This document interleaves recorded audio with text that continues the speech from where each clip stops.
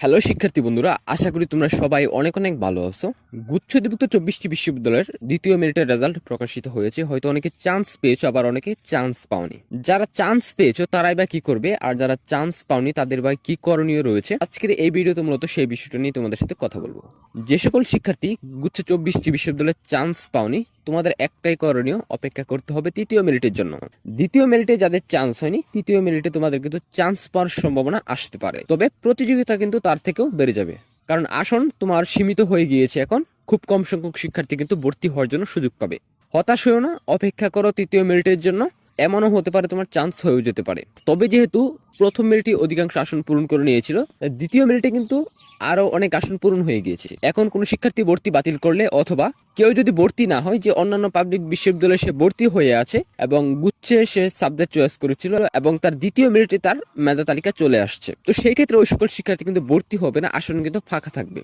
ওই ফাঁকা আসনের ভিত্তিতে এবং যে সকল শিক্ষার্থীর মাইগ্রেশন হবে, মাইগ্রেশনের ফলে বিশ্ববিদ্যালয়ের পরিবর্তনের ফলে যে আসনটা ফাঁকা থাকবে, সেই ফাঁকা আসনের ভিত্তিতে কিন্তু তোমার তৃতীয় মেরিট প্রকাশ করা হবে এবং ওই ফাঁকা আসনগুলোতে কিন্তু অপেক্ষামান তালিকা থেকে শিক্ষার্থীরা ভর্তি হওয়ার জন্য সুযোগ পাবে। তৃতীয় মেরিট পর্যন্ত তুমি অপেক্ষা করো এবং তৃতীয় মেরিটের পরে আসন ফাঁকা থাকলে চতুর্থ মেরিট প্রকাশ করা হবে। চতুর্থ মেরিটের পরেও যদি আসন ফাঁকা থাকে, সেক্ষেত্রে বিশেষ মেরিট বা অন্য যে কোনো একটা পদ্ধতিতে তোমাদেরকে ভর্তি নেওয়া হবে। তাই একটা জিনিস তোমরা নিশ্চিন্তে থাকতে পারো, যে আসন যতক্ষণ পর্যন্ত ফাঁকা থাকছে, মেরিট ততক্ষণ পর্যন্ত কিন্তু প্রকাশ করা হবে। যারা চান্স পেয়েছো, তোমাদেরকে প্রথমত 5,000 টাকা দিয়ে ভর্তি নিশ্চয়ন করতে হবে। ভর্তি নিশ্চয়ন করার জন্য তোমাদেরকে নিচের দিকে দেখতে হবে যে অ্যাডমিট অপশনটা রয়েছে, এখানে ক্লিক করে তোমাদেরকে 5,000 টাকা কিন্তু পেমেন্ট করে দিতে হবে। 5,000 টাকা পেমেন্ট করার পর তোমাকে যে বিশ্ববিদ্যালয়ে তুমি চান্স পেয়েছো যে সাবজেক্টে নিয়ে, ওই বিশ্ববিদ্যালয়ে ওই সাবজেক্টটি নিয়ে তোমাকে ভর্তি নিশ্চয়ন করতে হবে। ভর্তি নিশ্চয়ন করার জন্য তোমাকে কিছু মূল ডকুমেন্টস জমা দিতে হবে, যেমন এসএসসি এবং এইচএসসি তোমার মূল নম্বরপত্র কিন্তু জমা দিতে হবে। এখানে কিন্তু কোনোভাবেই ফটোকপি গ্রহণ করা হবে না, তোমাকে অবশ্যই মূল নম্বরপত্র এবং যে অ্যাডমিশন ফিটা রয়েছে বিশ্ববিদ্যালয়ের, সেটি জমা দিয়ে কিন্তু ভর্তি নিশ্চয়ন করতে হবে। এখন আরেকটা বিষয় উঠে আসছে, যে মাইগ্রেশনের ব্যাপার। একটি হচ্ছে তোমার অল মাইগ্রেশন স্টপ, আরেকটা হচ্ছে তোমার ইউনিভার্সিটি মাইগ্রেশন স্টপ। যে সকল শিক্ষার্থীর বিশ্ববিদ্যালয় এবং সাবজেক্ট দুইটাই পছন্দ হয়ে গিয়েছে, বিশ্ববিদ্যালয় পরিবর্তন করবে না, যে বিশ্ববিদ্যালয়ে তুমি রয়েছে ওই বিশ্ববিদ্যালয়ে তুমি থাকবে, সেক্ষেত্রে কিন্তু তুমি অল মাইগ্রেশন তোমাকে স্টপ করে দিতে হবে এবং তুমি যে বিশ্ববিদ্যালয়ে ভর্তি হয়ে আছো বা যে বিশ্ববিদ্যালয়ে তুমি চান্স পেয়েছো, সেই বিশ্ববিদ্যালয়ে তুমি থাকবে। কিন্তু যে সকল শিক্ষার্থী তোমার বিশ্ববিদ্যালয় এবং সাবজেক্ট পছন্দ হয়নি, ওই সকল শিক্ষার্থী কিন্তু অল মাইগ্রেশন স্টপ করবে না, ঠিক আছে? তোমাদেরকে কিন্তু মাইগ্রেশন অন রাখতে হবে, তাতে করে তোমার বিশ্ববিদ্যালয় এবং সাবজেক্ট পরিবর্তনের একটা সুযোগ কিন্তু আসবে।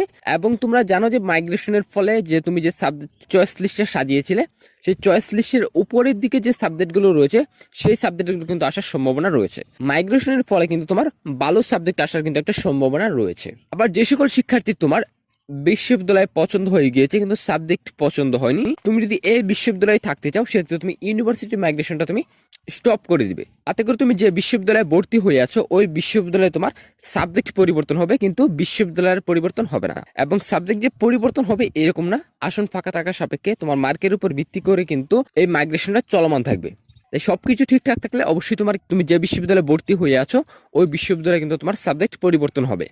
এছাড়াও মাইগ্রেশন বন্ধ করার জন্য কিন্তু নির্দিষ্ট একটা সময় দেওয়া হয়েছে। এই নির্দিষ্ট সময়ের ভিতরে কিন্তু তোমাকে অবশ্যই মাইগ্রেশন বন্ধ করতে হবে, ভালো চালু রাখতে হবে, পরবর্তীতে কিন্তু আর বন্ধ করার জন্য সুযোগ পাবে না। এছাড়াও যে নির্দিষ্ট সময় দেওয়া হয়েছে তোমাদের ভর্তি কার্যক্রম সম্পূর্ণ করার জন্য, এই নির্দিষ্ট সময়ের ভিতরে কিন্তু তোমরা ভর্তি কার্যক্রম সম্পূর্ণ করে নেবে। তাই তোমাদেরকে যে নির্দিষ্ট সময় দেওয়া হয়েছে, এই নির্দিষ্ট সময়ের ভিতরে তোমরা তোমাদের ভর্তি কার্যক্রম সম্পূর্ণ করে ফেলো। তো শিক্ষার্থী বন্ধুরা, এই ছিল তোমার গুচ্ছের 24টি বিশ্ববিদ্যালয় নিয়ে গুরুত্বপূর্ণ বেশ কিছু তথ্য। আশা করি তথ্যগুলো তোমাদের কাজে দিবে এবং ভিডিওটা তোমাদের কাছে কেমন লেগেছে সেটি কমেন্ট করে জানিয়ে যাও। এবং এই বিষয়টি নিয়ে তোমাদের যদি আরো কিছু জানার থাকে বা তোমরা যদি আরো কিছু জানতে চাও, সেক্ষেত্রে কমেন্ট করে জানিয়ে যাবে।